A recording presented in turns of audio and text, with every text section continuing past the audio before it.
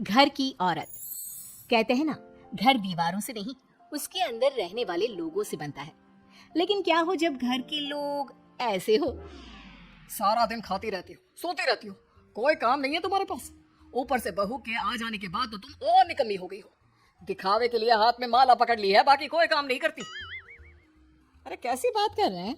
अब तो बहू आ गई है, अब तो मेरी बेइज्जती करना बंद कर दीजिए। जैसे तैसे मेरी तो जिंदगी कट गई, गालियां खा खा कर। अरे उस बेचारी को तो छोड़ दीजिए। तभी बेटी की जोर जोर से चिल्लाने की आवाज आती है।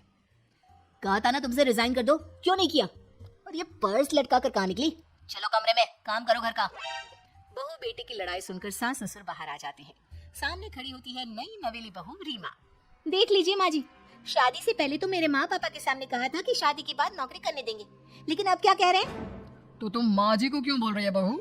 तब उसका मन रहा होगा, अब नहीं है। पर पिताजी, उसके मन से मेरा करियर तो नहीं चल सकता ना। ससुर को बहू की बात पर गुस्सा आ जाता है। वो बेटी की तरफ देखता है। पापा से जबान लड़ाती है, रुक। ये बोलकर वो पत्नी को खींचकर कमरे में ले जाता है और बंद कर देता है। ये सब देखकर सास दुखी हो जाती है। पति के जाने के बाद सास बेटी से कहती है, देख बेटा, अब जमाना कुछ और है।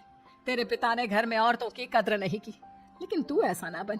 शहर की समझदार पढ़ी लिखी लड़की से शादी की है तूने, उसका ख्याल रखा कर, तमीज से पेश आया कर। जा, बहू को कमरे से बाहर ले आ। लेकिन बेटा नहीं मानता और बहू कमरे में सारा दिन बंद रहती है। शाम को बेटा बाहर जाता है कि सास चाय और बिस्कुट लेकर बहू के कमरे में जाती है। बहू बेटा ये ले, चाय पी ले। रो रो कर कैसी शक्ल बना ली है बेटा। माँ जी, ये कैसे लोग हैं? आप कैसे मैनेज कर रही हैं? ऐसे थोड़ी ना होता है माँ जी। घर की औरतों को तो पिताजी और ये इंसान समझते ही नहीं। क्या करूं बेटा, मैंने तो जैसे तैसे सह लिया, लेकिन तू ना सहना। दोनों बात कर ही रहे थे कि ससुर आ जाते हैं। अच्छा, तो अब बहू को भड़का रही हो? बहुत दिन हो गए मार खाए, अब क्या बहू के सामने खाओगे? जाओ यहाँ से, और जरूरत नहीं है ज्यादा इस लड़की को सर पर चढ़ाने की, समझी? बहू को ससुर की बात पर गुस्सा आ जाता है, लेकिन वो कुछ नहीं कहती।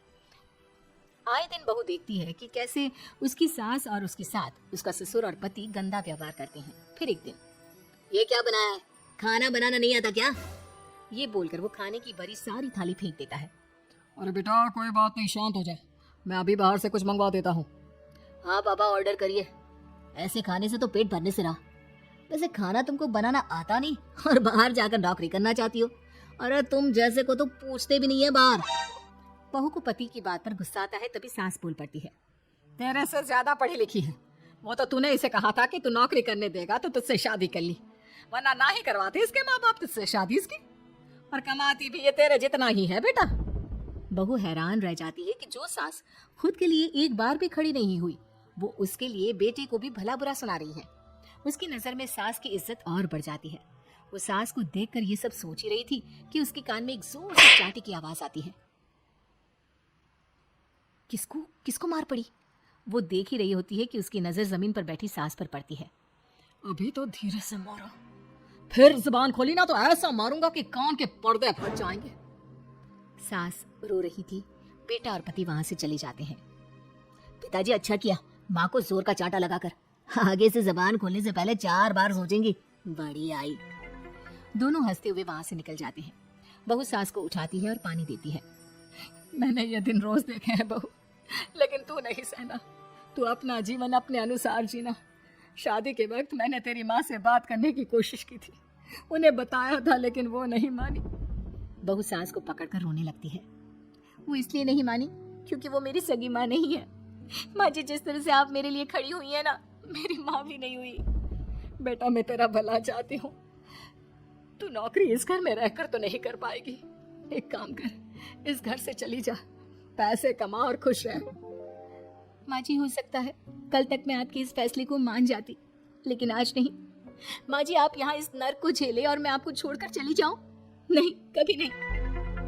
अगले रोज, सुनिए, वो क्या है ना, मुझे कुछ कपड़े और गहनों की जरूरत है, तो जरा पैसे दीजिए ना। अब आप घर के मर्द हो तो पैसे तो आपसे ही मांगूंगे ना। बुरा तो नहीं लग रहा ना आपको? नहीं नहीं, बुरा क्यों लगेगा, ये लो कार्ड, कर लेना शॉपिंग। अगले रोज, बिजली का बिल आया है 10,000 का, भर दीजिएगा। इतना बिल कैसे आ गया? बेटा वो क्या है ना, सारा दिन बहू घर में रहती है तो कमरे में एसी और टीवी चलता रहता है। अब कम से कम बाहर जाए तो 4 पैसे कमा कर लाए। लेकिन हम लोगों को थोड़ी ना औरत की कमाई खानी है, वो तो मर्द ही करता है ना। पति पर्स देखता है और फिर हाँ माँ, ठीक बोल रही हो। खैर चलता हूँ, ऑफिस का वक्त हो गया है। पति ऑफिस से पिता को फोन करता है। पापा, घर के खर्चे तो बढ़ते ही जा रहे हैं, ऊपर से महंगाई आप देख रहे हैं। मैं सोच रहा हूँ क्यों ना मीना को नौकरी के लिए हाँ कर दूँ, 4 पैसे ही लाएगी ना घर में। वो तो तू ठीक बोल रहा है, लेकिन ये औरत की जात, कल को 4 पैसे कमाने लगे तो यह नहीं कि सर पर चढ़कर नाचे। हाँ पिताजी, बात तो सही है। वो तो आप है जो माँ को मुट्ठी में रखा है, वरना मेरी वाली तो। खैर, सोचते हैं इस बारे में। शाम को पूरा परिवार साथ बैठा होता है। वो कल पनीर की सब्जी बनानी है तो थोड़े पैसे देकर जाना। और हाँ, कीर्तन भी रखा है संडे को, उसके लिए सामान की लिस्ट बना दी है, ले आना। पापा को दे दो, वो ले आएंगे। अरे पापा कहाँ से ले आएंगे, मेरे पास नहीं है पैसे वैसे। लो, पैसे ही नहीं है। मेरे पापा की जेब तो हमेशा नोटों से भरी रहती है। बेटा, लक्ष्मी को जो पूछता है ना, उसके पास लक्ष्मी रहती है। जो घर की औरतों को मारे पीटे, वो भला कैसे लक्ष्मी का लाभ ले सकता है। वाह वाह, क्या बात है, तो जबान खुल रही है तुम्हारी। लगता है भूल गई पुरानी मार और डांट। क्या? हाँ माँ जी, शांत हो जाइए। मैं नहीं देख सकती आपको मार खाता, और फिर हो सकता है कि मैं आपको बचाने आऊँ तो ये भी मुझे मारे। ठीक है बहू, मैं कुछ नहीं कहती, तू ये लिस्ट बस दे दे, मैं चली आराम करने, फिर अगले रोज। सुनिए जी, वो मायके जाना है। वो क्या है ना, शादी के बाद से गई नहीं, तो ट्रेन की टिकट बुक करवा देना। तो मैं भी तो साथ जाऊंगा ना तुम्हारे। तो ठीक है, फिर फ्लाइट की ही टिकट करवा दीजिए। वो क्या है ना, अच्छा थोड़ी ना लगता है आप पहली बार मेरे साथ जा रहे हो और हम ट्रेन से चले, ठीक है ना। पति ऑफिस जाता है, जहाँ उसका दोस्त कहता है, अरे क्या हो गया यार, परेशान सा दिख रहा है। तेरी तो नई नई शादी हुई है, भाभी परेशान कर रही है क्या? अरे नहीं यार, तू तो जानता है थोड़ी सी कमाई में घर चलाना मुश्किल हो रहा है। तू कैसे मैनेज करता है यार?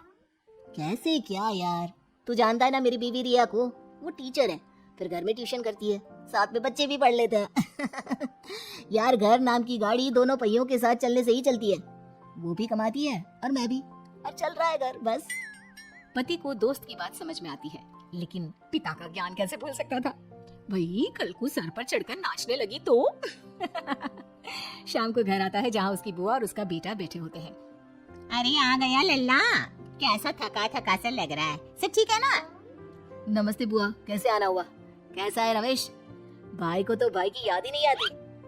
अरे नहीं नहीं भैया, याद नहीं आती तो यहाँ कैसे आता? ये लीजिए मेरी शादी का कार्ड, जरूर आना। पति कार्ड खोलता है। डॉक्टर रश्मि, अरे वाह, तेरी होने वाली बीवी डॉक्टर है। और क्या भैया, आपकी बीवी इंजीनियर तो मेरी डॉक्टर।